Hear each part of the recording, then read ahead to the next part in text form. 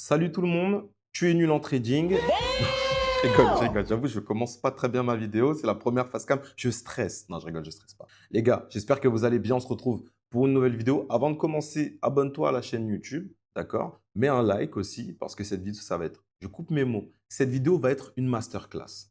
Voilà, donc abonne-toi, like la vidéo, rejoins le canal Telegram. C'est la première chose. Avant de démarrer, je vais mettre mon intro maintenant, comme ça c'est fait. Allez. Sans les couverts, je fais faire rentrer tes hommes. H24 sur mon tel, mais quand tu m'appelles que ça sonne.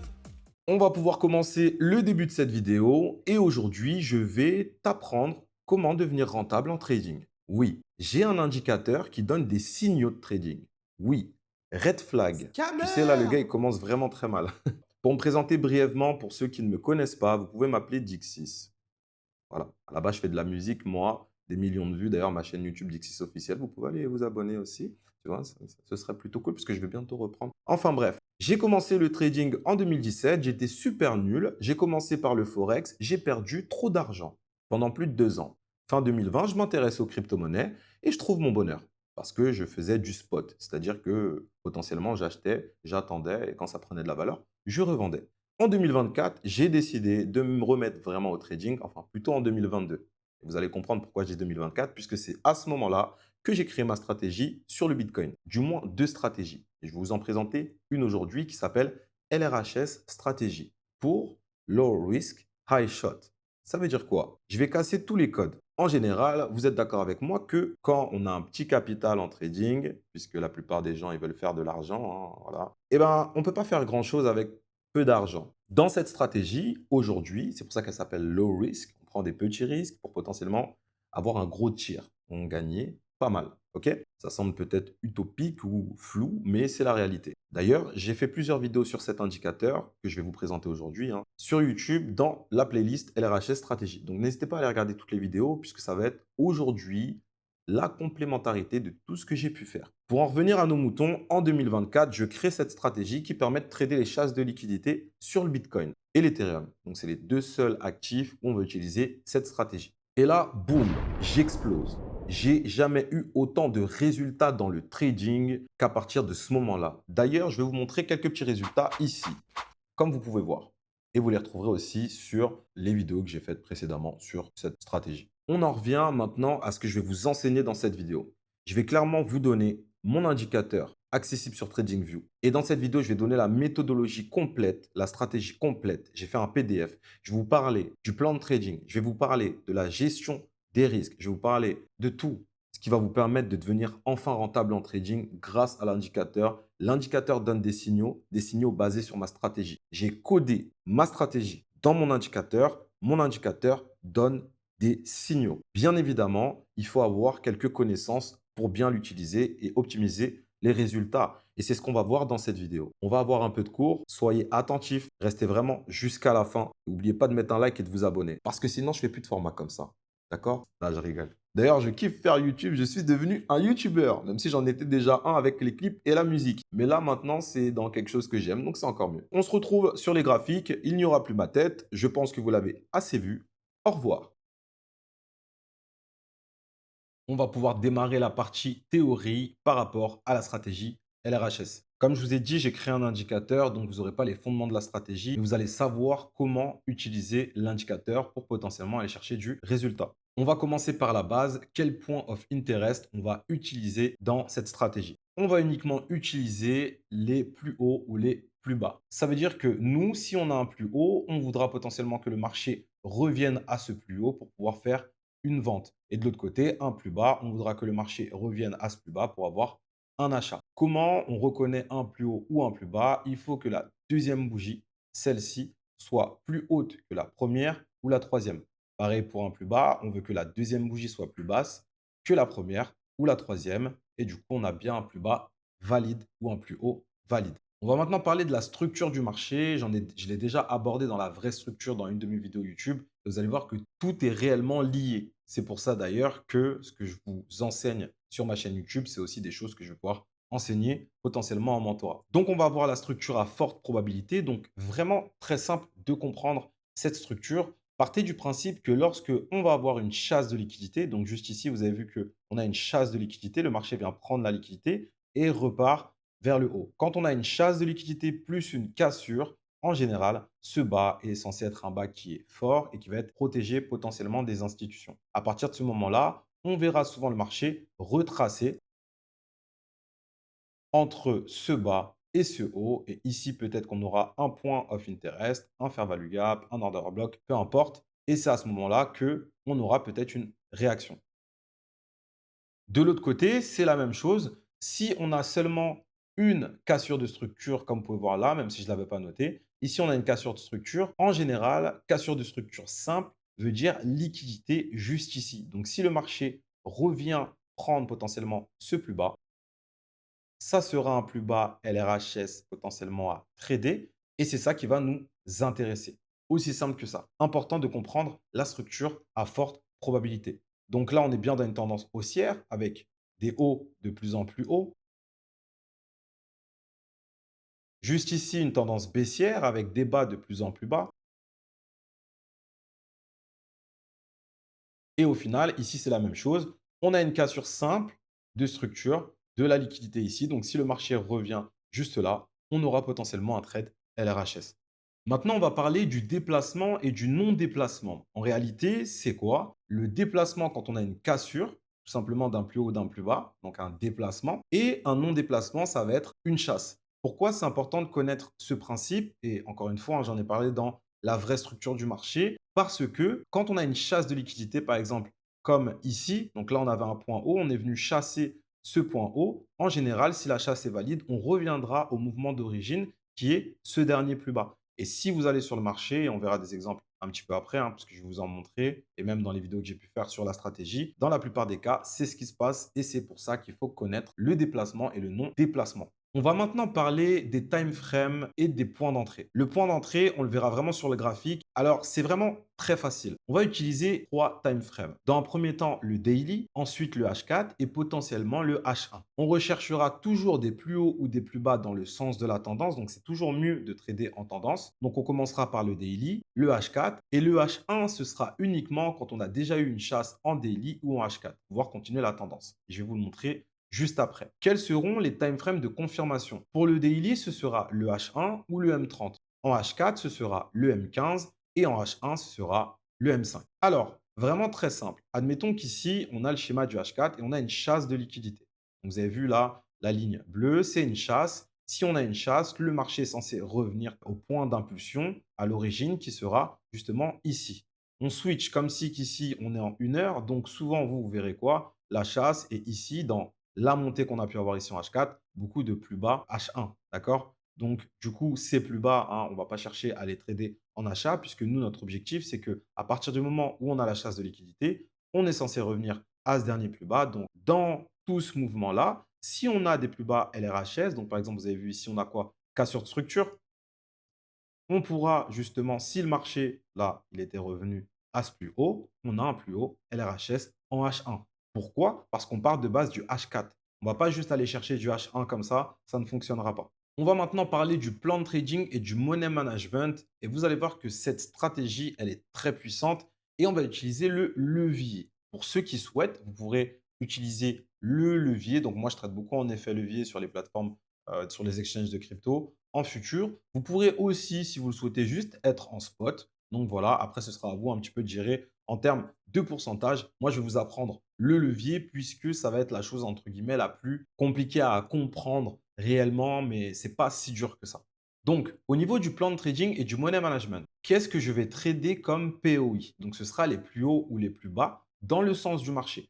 Il peut arriver qu'on soit dans un range et vous pouvez très bien trader les ranges, d'accord? Donc, il n'y a pas de souci avec ça. Quand est-ce que je vais trader? Dès que j'ai une opportunité. Alors, beaucoup de personnes souvent tradent avec les horaires de session, les kill zones. Moi, je ne trade pas du tout avec les kill zones sur cette stratégie. Voilà, comme ça, vous le savez. C'est-à-dire que dès que j'ai une opportunité, potentiellement, je vais rentrer en position sans me prendre la tête par rapport à ça. Risque par trade.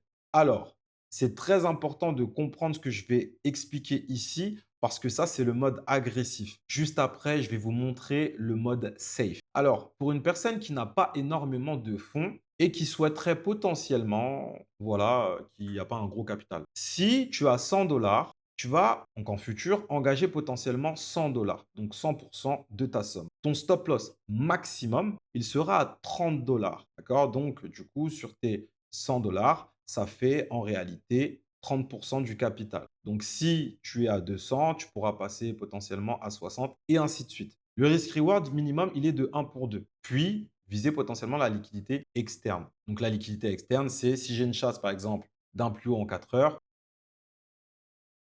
j'ai eu cette chasse, je vais pouvoir aller chercher la liquidité externe qui sera ici, plus bas. Tout simplement, d'accord? Donc, voilà pour ça. Maintenant, pourquoi ici, j'ai mis un petit tableau? Parce que de base, vous pouvez prendre 100 dollars uniquement, d'accord? C'est le plan de trading de base. Si vous avez un capital de 1000 dollars, vous allez engager 100 dollars dans le trade entre 100 dollars à 199 dollars. Moi, je recommande vraiment les premières valeurs. Voilà. Je ne vais pas faire ça, ça, ça, etc. Vous pouvez le faire, hein, mais moi, personnellement, je ne le fais pas. Je préfère rester sur les 100 dollars. Donc, j'ai un capital de 1000 dollars. Je vais engager 100 dollars dans mon trade. Donc, ma marge, quand je serai sur mon application en futur, je vais mettre 100 dollars. Et sur ces 100 dollars-là, je vais risquer au final 30 dollars, ce qui équivaut à peu près, donc au maximum, 3% de 1000 dollars. Vous comprenez? Donc là, en fait, c'est vraiment très smart. Ensuite, il va falloir adapter son effet levier par rapport à sa perte maximum, forcément. Donc, si 100 dollars égale 30% de perte max, vous devez adapter votre effet levier pour que le stop loss, bah, il soit à 100 dollars, tout simplement. Et je vais vous montrer ça juste après. Ça, c'est le mode agressif. Quand je dis agressif, c'est que ça reste quand même 3% du capital pour 1000 dollars. Mais si vous voulez uniquement commencer directement avec 100 dollars, bah, au final, ce sera 30% du capital. Je ne dis pas que c'est impossible parce que moi, je le faisais, d'accord? Bien évidemment, vous vous doutez bien que si vous utilisez 30 dollars et que vous faites 3 pertes, bah, vous avez perdu. Donc, encore une fois, je vais vous montrer le mode un petit peu plus safe. Le 30 dollars, c'est vraiment le SL maximum. On se retrouve sur le tableau de Money Management. Donc ça, c'est le tableau de Money Management que j'appelle Safe. D'accord? C'est le meilleur tableau en réalité pour avoir une très bonne gestion au niveau de votre capital. On va toujours trader comme si on a 1000 dollars. Parce que de base, c'est comme si qu'en fait, on commence avec 1000 dollars de capital. Si tu n'as pas 1000 dollars de capital, tu peux commencer avec 100 dollars.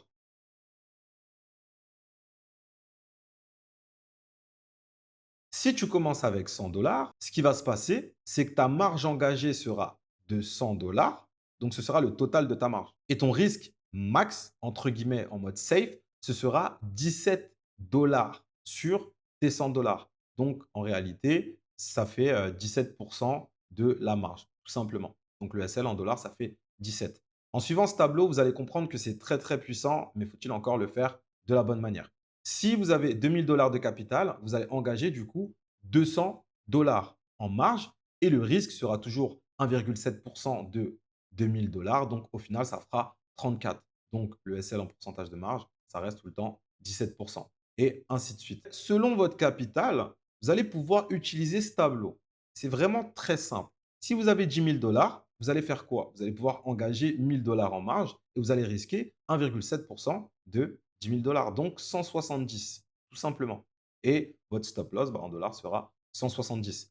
Pourquoi ce tableau que j'ai créé, il est super puissant? Parce que vous allez pouvoir faire réellement des sommes qui sont assez importantes parce que vous avez une grosse marge, mais en fait, votre risque max, c'est juste 1,7% de votre capital. Il y a beaucoup de gens qui ne comprennent pas comment utiliser l'effet levier. Pour moi, ça, c'est la meilleure combinaison pour utiliser l'effet levier. On a le second tableau. Donc ça, c'est pour les personnes qui ont un peu plus de capital, hein.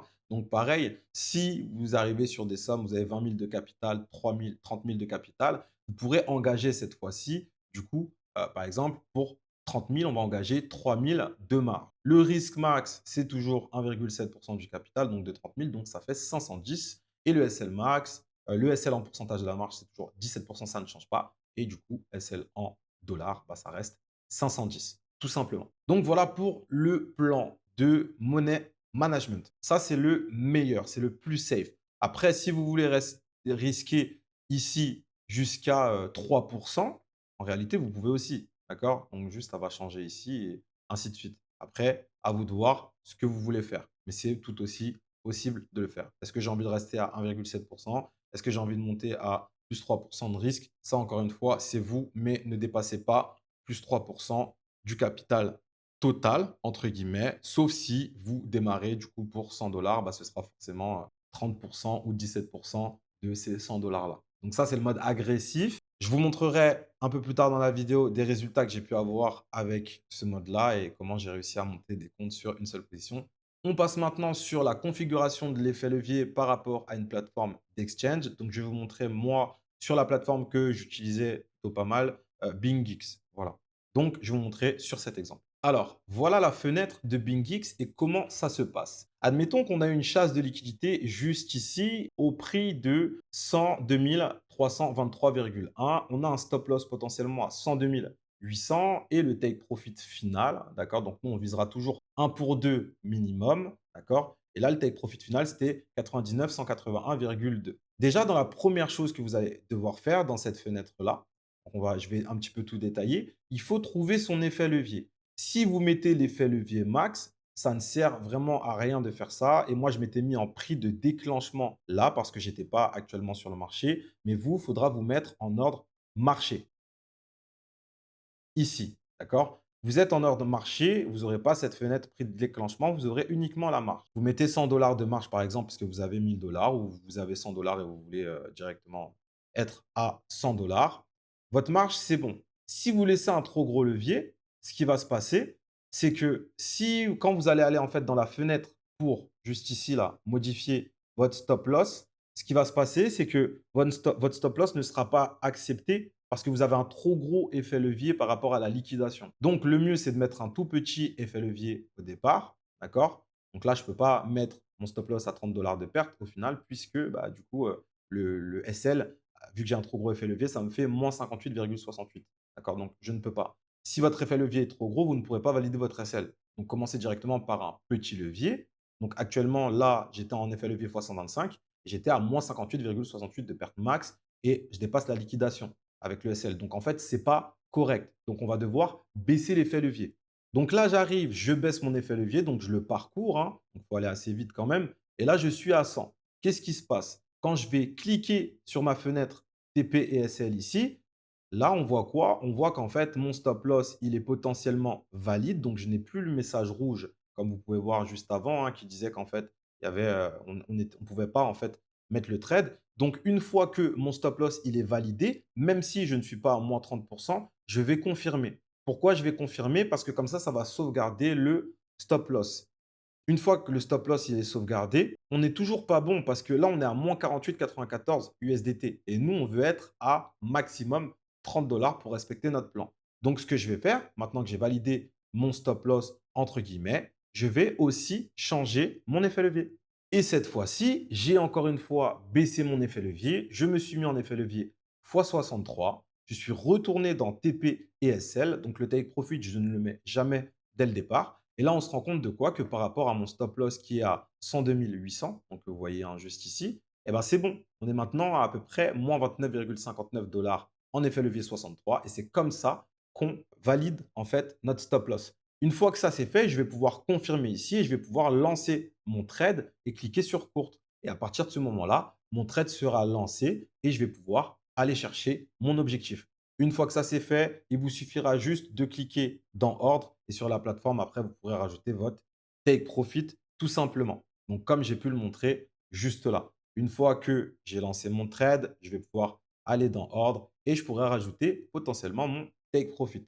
Et là, vous voyez ce qui est intéressant de voir, c'est que j'ai engagé 100 $ de marge.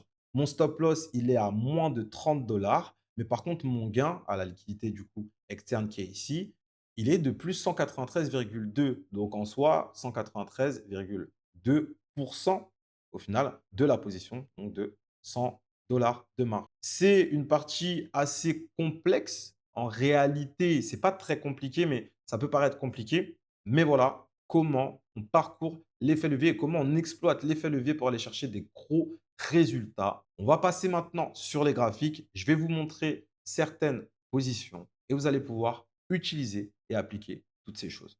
On se retrouve maintenant sur le graphique du Bitcoin. Je tiens à préciser que j'ai donné énormément d'exemples dans les vidéos précédentes. Donc, le but, c'est pas que j'en fasse beaucoup, c'est vraiment pour vous montrer comment l'indicateur fonctionne. Voilà, grosso modo, le plus important, c'est la méthodologie derrière et vraiment le cours. Alors, on va mettre en application. Je suis en daily actuellement et je suis sur le graphique de BingX puisque c'était là-bas de base que je tradais. Alors, BTC-USDT.P pour le mode standard. On a ici l'indicateur. D'ailleurs, ce sera sûrement pas ce nom-là. Il n'y aura pas écrit Liquidity on System, mais justement, juste LRHS Stratégie avec l'arrobase, je pense. Donc voilà, c'est juste pour vous dire que ça, c'est ma version personnelle, mais vous aurez exactement la même. Alors, je vais aller dans Settings.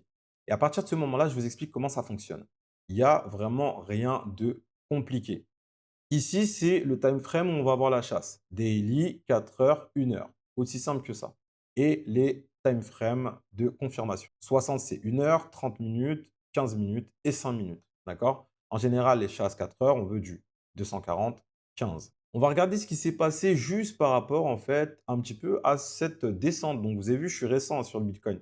Là, on est sur octobre 2023. Octobre 2025, j'ai bêtise. Le 23 octobre 2025. Je vais faire un petit mode replay. On va regarder un petit peu qu'est-ce qui s'est passé en fait depuis cette chute d'ailleurs. Et je vais même commencer et aller plus loin par ça. Parce que ici, vous avez vu en fait, si vous voyez bien, ce qu'on a eu, c'est une prise de liquidité. D'ailleurs, c'est sûrement du weekly. Quand vous avez un plus haut weekly, vous pouvez le trader comme si c'est du daily. D'accord? Donc, si j'ai un plus haut weekly, je peux le trader comme si c'est du daily. Mais par contre, vous ne pouvez pas faire la même chose pour un plus haut H4. Vous n'allez pas en H1. D'accord? C'est uniquement pour le weekly daily. C'est tout. Donc, j'ai une chasse potentielle juste ici. On va regarder ce qui s'est passé. On va mettre le mode replay. Donc là, j'ai une chasse potentielle. Donc, je vais pouvoir le marquer. Rappelez-vous, pour le daily, on doit avoir soit une confirmation. Donc, je vais mettre ici en chasse, je vais mettre daily.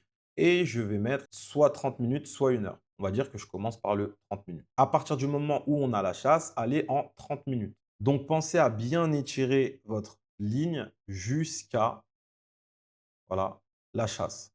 Et là, on va regarder ce qui se passe. Je vais vous donner toutes les indications et encore une fois, vous devrez compléter avec toutes les vidéos que j'ai déjà faites pour bien comprendre l'indicateur. Je tiens à préciser que les premières vidéos, on voyait beaucoup de bougies. Après, j'ai fait des mises à jour sur l'indicateur. C'est pour ça que maintenant, on a vraiment la version finale. Donc, après la chasse, la première bougie là, vous voyez qui chasse, c'est après cette bougie-là, donc dans toute cette zone-là, ici à partir de là, qu'on va regarder pour le signal. On va attendre quand M30, on est tout simplement une bougie qui devienne rouge. Je vais vous montrer un petit peu comment ça se passe. Donc, à partir du moment où cette bougie va se terminer et que la nouvelle va ouvrir, elle va passer en rouge. Ici, on a un point d'entrée. Donc, je vais rentrer en trade ici. Si c'est une bougie d'expansion, donc c'est une très grosse bougie, on pourra s'attendre à ce que ça crée un fair value gap par la suite. Vous avez vu, c'est ce qui s'est passé. Donc, le SL, où est-ce que je vais le placer? Je vais pouvoir le placer ici. Si vous avez peur et que vous voulez être plus safe, vous pouvez vous mettre au dernier plus haut. D'accord? Voilà, à vous de choisir. Moi, dans ce cas, je vais me mettre ici. Ensuite, je vais viser 1 pour 2 minimum. Voilà. Donc, le ratio, le risk-reward, c'est 1 pour 2 minimum. Là, on voit qu'on a TP en plus assez rapidement, entre guillemets. Donc, ça, c'est plutôt pas mal. Maintenant, comment aller chercher encore plus de profit? Après ça, ça va être de la gestion de trade. De base, on part de quoi? On part du weekly. Donc, je vais aller regarder mon weekly. Et comme je vous ai appris, quel a été le point d'impulsion qui a emmené le marché chercher ce plus haut?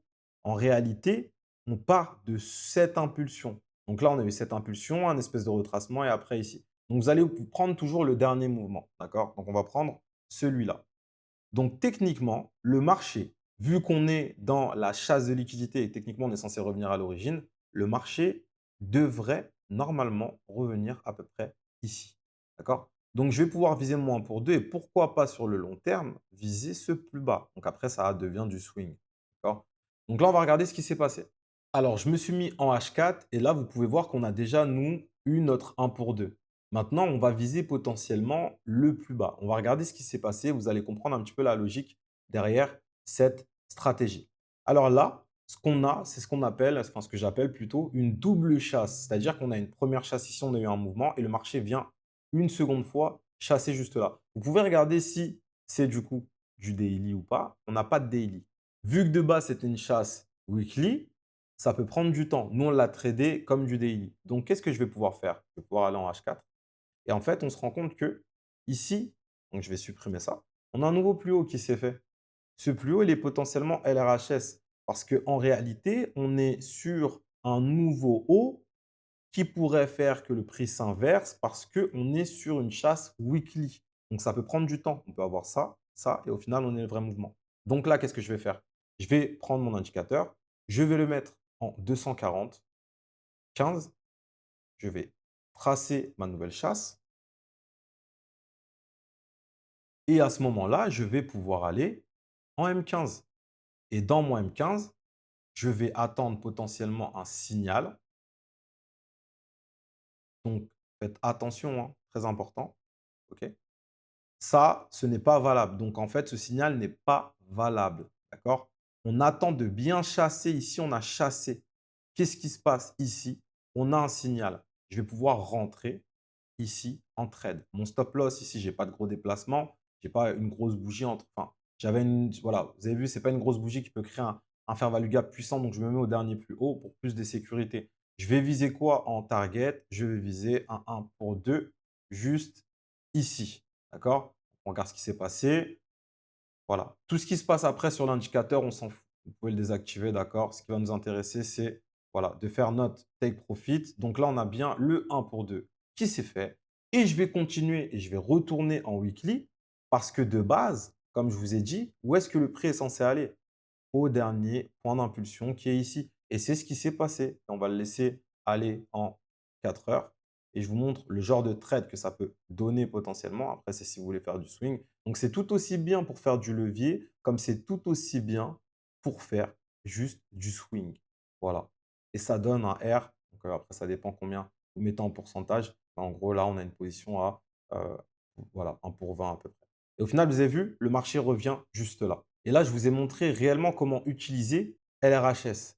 Alors, on part d'une chasse H4 qui est ici. C'est-à-dire que jusqu'à ce plus bas potentiellement, je peux aller dans tous ces mouvements et regarder est-ce que j'ai LRHS en 1 heure. C'est ce que je vais faire. On va aller en 1 heure et on va pouvoir observer tout ce qui s'est passé. Là, ça va être super simple. Regardez, on descend, on a un gros mouvement, voilà. Ici, on a cassé. Donc ici, ça peut être un plus haut LRHS potentiellement. Ici, on a des plus hauts. Donc là, on crée des hauts de plus en plus hauts. OK. Ici, on a un plus haut. On a une cassure. C'est-à-dire que potentiellement ici, il y a de la liquidité. C'est un plus haut LRHS en H1. Qu'est-ce qui s'est passé? Le marché est revenu juste ici. Il a donné un trade. D'accord? En général, c'est comme ça que vous utilisez l'indicateur. Donc, moi ici, qu'est-ce que je vais faire? Si vous avez raté le plus gros trade, vous allez devoir attendre. Bah oui, parce que le trading, forcément, c'est de la patience.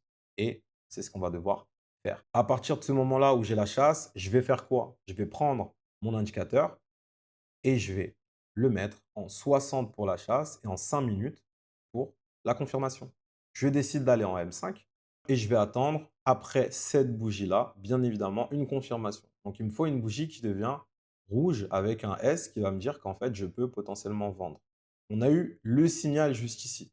Pareil, vous avez vu ça, c'est une très grande bougie, mais ce n'est pas une bougie qui peut potentiellement nous créer un fair value gap. Oui, on aurait pu, mais c'est trop petit. Donc, ça ne va pas m'intéresser de mettre un stop loss juste ici. C'est un peu trop dangereux à mon goût. Donc, ce que je vais faire, c'est que je vais me placer soit à ce plus haut, soit au dernier plus haut qu'il y a. C'est à vous de voir. Voilà. À partir de ce moment-là, on va faire comme si on veut trader safe. On va se mettre à ce dernier plus haut et on va viser minimum notre 1 pour 2, comme d'habitude. Donc, le 1 pour 2, il se trouve juste ici. Voilà. Donc, je vais me remettre, je vais mettre en M15, ça ira un petit peu plus vite. À partir de ce moment-là, on laisse le marché faire et vous avez vu, là, on fait le 1 pour 2, c'est super. Viser du coup, qu'est-ce qui se passe? Bah, la liquidité externe potentiellement. Et encore une fois, regardez le genre de trade que ça peut donner. Et c'est la réalité. Je l'ai montré dans les autres vidéos. C'est pour ça que là, je ne vais pas vous faire beaucoup d'exemples. Mais en réalité, regardez, on va laisser le marché faire et on va voir ce qui se passe. On va avancer un petit peu, on va se mettre en 1 heure. Je pense que ce sera 10 fois mieux et on va pouvoir laisser le marché nous donner potentiellement un trade. Et là, on TP. Et je vais vous mettre à l'écran des screens de positions que j'ai déjà prises parce que souvent, j'ai eu vraiment des points d'entrée de fou et on me disait, mais c'est pas possible, comment tu fais? Bah, les gars, c'était juste avec cette stratégie. Donc, je vais pouvoir vous mettre les screens à l'écran. Voilà. de plusieurs trades que j'ai pu potentiellement prendre. Je pense que je vais arrêter cette vidéo parce qu'en réalité, vous avez déjà tous. Comme je vous ai dit, cette vidéo, c'est pour compléter. Et moi, ma mission est remplie. Vous allez pouvoir, dans la description, obtenir l'indicateur et je vous laisse avec tout ce que j'ai fait, toutes ces vidéos. Et n'hésitez surtout pas, si vous utilisez l'indicateur, s'il vous plaît, à venir commenter un maximum dans la vidéo les résultats que vous allez pouvoir avoir. Vous pouvez aussi rejoindre le canal Telegram, peu importe le pays dans lequel vous êtes, ou m'envoyer des messages, que ce soit sur Instagram, sur TikTok. Voilà, n'hésitez vraiment pas. En tout cas, j'espère qu'avec cette vidéo, vous allez pouvoir aller chercher du résultat. Si vous avez des questions, n'hésitez pas à les mettre en commentaire. J'y répondrai, même pour vous aider à utiliser au mieux l'indicateur. Pareil, la section YouTube commentaires, elle est là. Je vous souhaite de passer une très bonne soirée, une très bonne journée à partir du moment où vous verrez cette vidéo. Et j'espère réellement que vous allez pouvoir devenir rentable en trading avec ce que je vous ai donné.